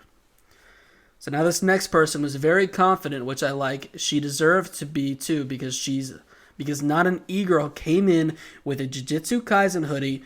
JJK Chronicles coming very soon. With once again, not one, but 2 stop clapping. Oh. With 2 sweaters around the waist. She had AirPods in, which, we get it. You're a pretty dope person. Hopefully she was at least listening to Ronnie and Chad. She had a bunch of her own cool artwork in the background. She's very talented. 10 out of 10 entry. You can just tell she is so much cooler than me. We would love a fan art poster sent by yourself. Significantly please. Cooler than me. We'll pay you. Then we go to my friend Cup. I said my friend Cup, like it kind of made it seem like... Oh, this is your friend? Yeah, I kind of made it seem like I know him personally. I don't, but I love the opportunity because he seems like an awesome guy. He seems like the kind of person who would bring you a present one day just because. He's like, I was thinking about you. Here you go, man. He would say, like, get well. I'm like, oh, Cup, my friend, thanks. He came onto the scene with a very simple but oh so sweet basic knotted hoodie around the waist. I like that because sometimes you just have to go back to the fundamentals, and that's what Cup did. 10 out of 10, loved the plants in the background. Great entry. Peak's ass. And, okay. Holy shit, where to start with this guy? This guy fucks. I don't know, but I'm pretty sure this guy climbed his way out of a Calvin Klein catalog, flew to a tropical island where Niccolo was serving salted lobster by the sea, benched 300 pounds for 3 sets of 12 reps, tied a hoodie around his waist, and then hired an exotic man named Gabriel for $700 to take his picture, where afterwards he ripped off the well-executed hoodie tie and cliff dived 30 feet into a pit of women. 10 out of 10, thank you for dedicating your heart, my friend. Raindrops on Roses, which was a beautiful screen name. I started tearing up just reading those words for the first time. She wasn't sure if the competition was over or not and still entered. That's the dedication I like to see. Swaggy. She had the perfect Attack on Titan hoodie tied around her waist, killing it. She also had a floor mirror, which is a top 4 kind of mirror that had colorful crabs on it. 10 out of 10, another avid sticky note user because, hey, fuck you, technology. Great job, Raindrops on Roses. Yeah, great entry. Then we got Ben's Boo L. Holy shit. Okay, Ben's Boo L, which, holy shit, I'm just now realizing is that guy who is currently sucking Chad's penis under the table's girlfriend. She entered the contest and she said it was for me, which I quite enjoyed, but now I'm a bit confused as to whether or not she was antagonizing me or if they've got a house divided situation going on where they each have like a preference of the Podcast Chronicles hosts. I don't. Either way. Hey, way. I'm pretty sure he'd let me join. Either way, 10 out of 10. Moving on. Great entry. And finally, we end on a strong performance by our girl, Catherine. Provided 3 pictures, which you have to respect because you know she is not trying to hide any funny business going on with that hoodie tie. We got multiple angles to ensure the legitimacy of the competition, well executed. She's standing on her bed, which I thought was fun, but she had 1 pillow on the bed, and hey, either get more pillows or stop hiding the extra ones. Ronnie loves his pillows. She killed the game with the Mikasa scarf, which was an incredible move. 10 out of 10. She has the same AoT shirt as us. Well done, Catherine. Make sure that scarf is not smelly. So, Chad, how you doing over there? Great entry. I don't know if you kept count, but according to my records, I have an 11-way tie for first place. Wow. It's really anybody's game. I'm going to be honest. I didn't realize we had so many beautiful-ass fans, man. Dude, our fans are hot. Yeah, the hottest fans in town. Hottest Discord fans in the entire universe. We're a good-looking group. Unbelievable, dude. I was actually shocked that I thought they would look like us. But This is a true story. I was laughing at how many people were actually doing this ridiculous entry of a hoodie tied around their waist. And I saw my dad this past week, and I was telling him about the podcast. And I said, yeah, people are actually entering this contest. And I showed him some pictures, and his exact words were, because he's got no clue what anime is, and he thinks it's funny that I'm doing this podcast on a show that doesn't even, the people don't even speak in English. So he saw it, and he went, oh, wow, those people actually look pretty normal. pretty damn hot, if you ask me. So we've got an 11-way tie, Chadley. This is your contest. You've got to break it. Okay, well, here's the thing. Like I said, I'm only going to shout out the winner. We're not going to shout out any of the other contestants on this podcast. We will not say their names. We're only going to go with the winner. And for the winner for me, for the Chaz Mania, yep, you have 11 contestants to pick. His winner. You got to choose from 11 contestants. Right. I am going to pick Chadley. Chadley had a great entry. What? He did this at 5:14 p.m. Actually, this afternoon. He was one of the last ones to enter. Are you talking about your fucking self? Dude, let me tell you about this picture. He has a beautiful red bandana over his right eye. I took the picture. I saw it. Great horse on his cane. Okay, I actually love the horse, but I don't think you should be talking about this right now. People can see it, and you're not eligible. Ring fingers. He has 3 ring fingers on. They were your mother's earrings. I saw them. I saw you put them on your fingers. Is this Harry Styles? I just want to make this point very clear because I came up and you were putting them on your fingers. They were earrings, not any sort of This guy has an American flag around his waist on the sweatshirt. Well, I mean, it's patriotic as it's not fuck. an American flag around the waist. It's an NFL hoodie, and they put an American flag on all of them. So don't make it more patriotic than you actually are. He's got that dopey eye look, like he just smoked a bowl. Well, right before that's just kind of how you look. You just always look pretty stupid.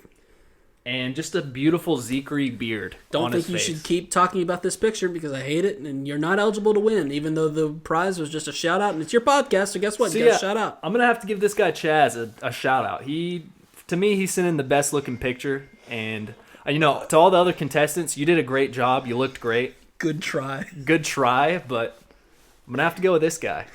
No, everyone, we loved seeing those this past week. And I mentioned her earlier. I actually got to shout out Christina one more time. She gave us our first piece of fan art. And I've got to thank her for it because she took some liberties and didn't really draw me at all. And I appreciate it because, 1, my beard is much more full. 2, I'm way more handsome. 3, I'm the same height as you. 4, my jawline is spectacular. 5, my eyes could totally do a thing where they get women pregnant like Eren's does. 6, she just made me look cooler than you. She did, and that's the one complaint I had over this fan art is I did look beautiful in it as well, but you made Ronnie look a little too better. 7, I was a scout. 8, you were part of the garrison. You looking like a dork over there. If you want to see the fan art, Christina did a fantastic job. It's our Twitter header on our Twitter account. You can follow us at thepodcastchronicles. Thank you, Christina. Thank you. We thank you a lot. And actually, there was another gentleman on Discord that did fan art. I wish I had your name. I think, it didn't look like he spent as much time on his, but he did capture us pretty well. Especially you. You know who I'm talking about. I do. I think his name was Horstoria, or what? Am I thinking of a different guy? Yeah, either way, thank you, and more fan art coming our way, please. Yeah, not an e-girl. We saw that where you do the actual paintings. I mean, I'm not saying we wouldn't want one of those or that we do want one, but we definitely do want one. So please send us a painting of me and Ronnie, and make sure that I look a little bit better than Ronnie in it, because the other girl kind of made Ronnie look better than me, and that's just not realistic at all. Well, the other girl's name's Christina, and she, wow. So just make sure that I look fucking hot in it, please. Speaking of taking liberties, you're just going to have to take quite a few. Because, all right. Anyway. Keep the Ronnie love up on the Discord. And if you're still listening to this and you aren't on the Discord, hey, what are you doing? Get on it. We just had a bunch of beautiful, schmexy people send in sweatshirt pics. This is the kind of hustle. hustle. You're not on our Discord? This episode's going on too long, but you know what? We told people to get out if they weren't part of it, and at this point we're just talking. If you're on the Discord, you're our friend, and if you send emails, you're our friend. And I just want to shout this girl out real quick, because this is the kind of hustle that I like to see. Where is it at? I'm having trouble finding it. Still having trouble finding it. Wow, ruining this podcast. Did you delete it? Where is it at? What? Aha, Savannah C. She had never been on Discord, and she said, hey, I made one, trying to get there. Can you help me out? So she emailed us at thepodcastchronicles@gmail.com. We sent her in the right direction. She's a member of the family now. Yes, sir. Welcome, Savannah. That's the kind of hustle we like to see. Thank you. Chad, do you have anything else to say? No, man. I just really appreciate everyone that sent it in. That made my day. The fact that people... It made your heart tear up. It did. My heart teared up. My eyes leaked fluids. I really appreciate all of it, because Ronnie has been very mean to me about the whole sweatshirt thing, and I thought y'all all looked dope as fuck with it on. Well, they kind of were teasing you by putting like 3 hoodies on and stuff, because it's just... But well, you know what? They still looked dope as fuck. I respect all of you. They did. 10 You're out of all 10 beautiful. entries. 1 out of 10 contest. That about does it for this episode of the AoT Chronicles. I'm going to go fix my hair because I look a little bit like Dora. And we will talk with you guys, hopefully, tomorrow. Maybe tomorrow night, maybe Tuesday, but we're thinking it's coming out tomorrow night. New episode coming soon. Thanks for listening. Love y'all. Peace. Peace.